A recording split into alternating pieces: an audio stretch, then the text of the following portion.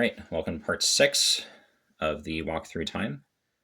You'll start with the new unknown cards that were introduced during this time. So here, so again, they have the unknown symbol. Oh yeah, one thing I forgot to mention: every Pokemon in starting from Diamond and Pearl has a level associated to it. That seems appropriate for the level would be found in the wild, or in the case of a fully evolved Pokemon, what you would expect a fairly experienced Pokemon to look like, that level.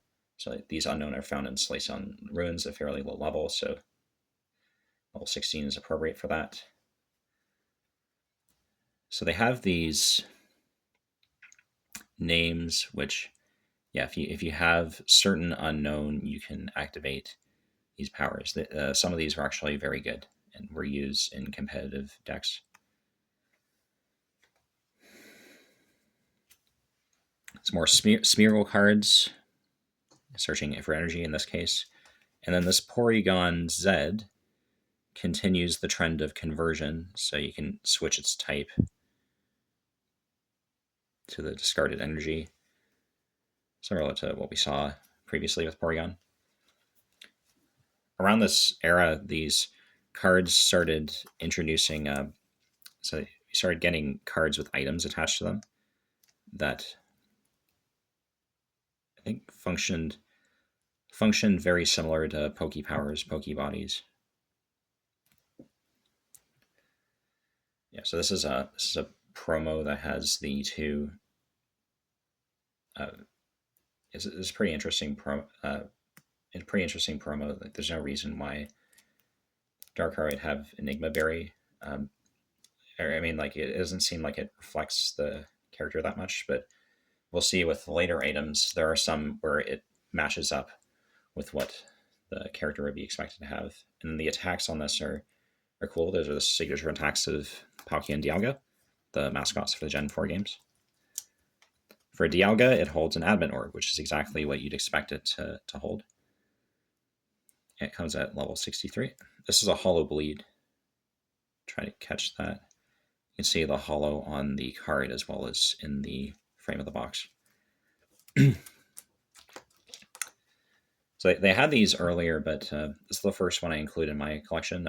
Staff promos and pre-release cards. These are handed out to players who participate in a pre-release tournament, which is made a few weeks ahead of the set. It gives you the opportunity to open some packs, build some decks, and play against people. And staff promos are handed out to staff who help manage the events, so that makes them rare and more desirable. There's a staff Bucks training. Yeah, another Shedinja, and some more Castforms. I think this is the last time they did this temperament ability to change the Castforms, and then they started doing some other interesting things with Castform later. Another Ditto with a transformation ability. And yeah, Deoxys, same idea with form change as in Gen 3. And more technical machines, like this one shows kind of like a decrepit looking technical machine that can allow you to devolve your Pokemon. Oh yeah, this is a level X legendary. Mewtwo level X. It's Magnemite, so not only legendaries had these items attached to them, this Magnemite has a magnet. I think Magnemite came out of a few different versions, along with the Magnezones in Stormfront. And this is oh yeah, so they're keeping going with the baby Pokemon.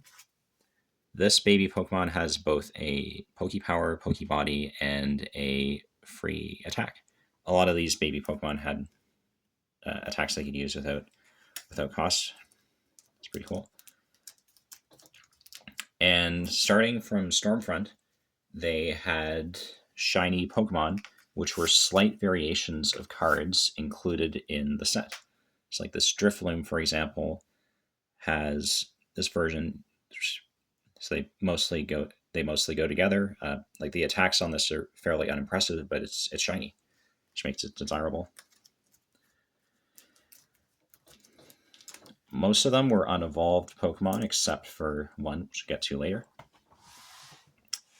Stormfront also started introducing a series of secret rares, which featured Pokemon from uh, older sets that were iconic to those sets. So, like for example, the Charmander, Charizard, or Charmander, Charmeleon, Charizard line.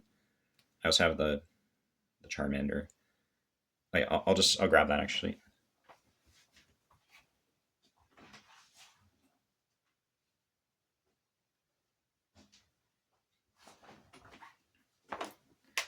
There, boom. Just gonna get it. I'm gonna get it graded. Yeah, and so they still have the evolution line like what we saw for EX Dragon with the Charmander line, and this is made by the same artist, but it's a reimagining of the base set Charizard from 1999. Okay, so the Diglett.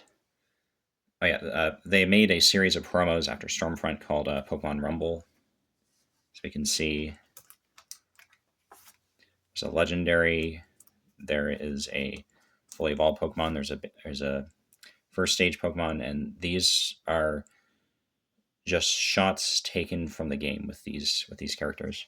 So there's no new artists. They just use the assets from the game to produce the cards. This is a League promo stadium card.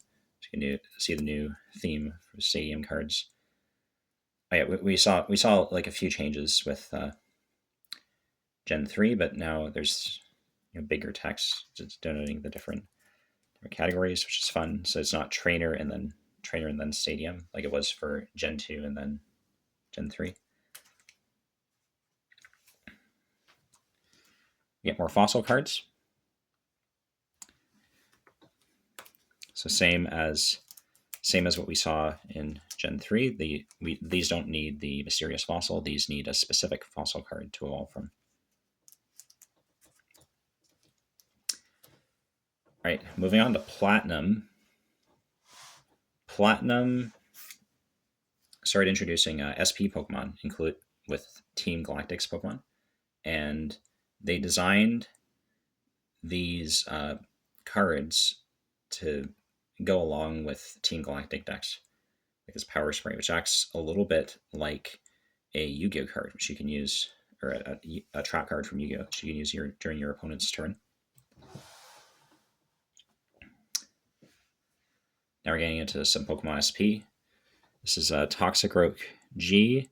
There are two different versions of this. One of this is a promo. That one was released in Platinum, and they have different types. This one is really expensive. It's hard to get it. Giratina level X. This is where we start seeing a mechanic introduced called the Lost Zone, which is where you would put cards that are not put into the discard pile, but they're completely discarded from the game, so no one can get them back. You can see a lot of the cards introduced during this period that reference the Lost Zone. They'll have like red, green, and blue backdrops in the background. I don't know if that's what they're doing here, but I thought that might be the effect they're going for with this Giratina level X. Maybe it's a reference to just the distortion world, or maybe they just thought it looked cool. I don't know, but you'll see that later on. So I have Dialga G and Palkia G level X. Again, I love what they do with the villains having the mascots from the games. That's always fun, and then matching the colors of the game version. Here is a Giratina. So this references Lost Zone. You can see some of those colors I mentioned in the background. So they continue the retro game, the retro TCG homage with Scyther, Electabuzz, and Hitmonchan, which were made to commemorate the Haymaker deck from vintage TCG. I think that they just modify the attacks slightly. Right, another Kecleon card with interesting ability to change its type. And here is introduction with Rising Rivals. We start getting Pokemon GL and Pokemon 4. And this is the only unevolved, not single stage Pokemon SP. This Turtwig GL, owned by Gardenia.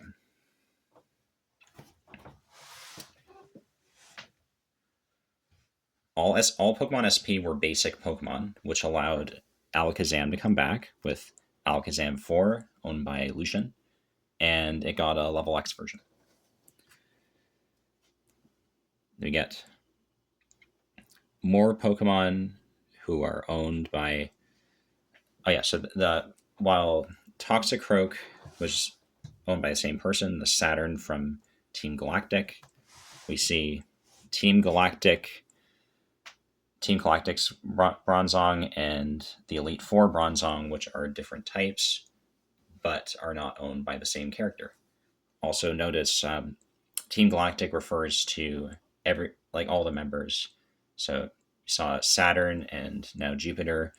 They have different character portraits, but they're listed under Team Galactic. Also, Cyrus is listed under there, and we'll see Team Galactic Grunts are also listed under Pokemon G.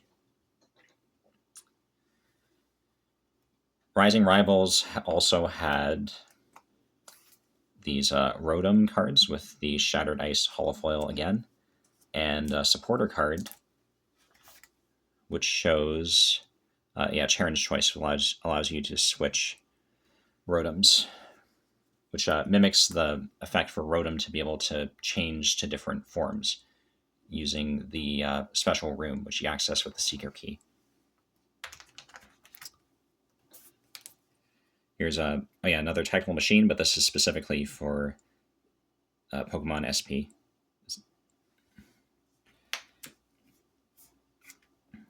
Continuing the Team Galactic's Seeker Invention pattern. This is a common. I did all the different rarities for these cards as well. So this is a common single stager. And this is the only single stage level X, this Snorlax.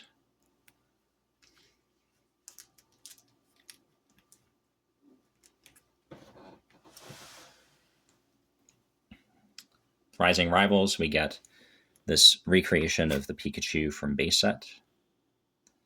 And we also get some promos for Flying Pikachu and Surfing Pikachu, which are distributed during the Vintage era. We get SP Energy, a specially designed Rainbow Energy for SP Pokemon. And we get Pokemon owned by two different trainers again. So this is a Lucario GL, Lucario C, but they're the same type. So instead of being different types. We get another Shedinja.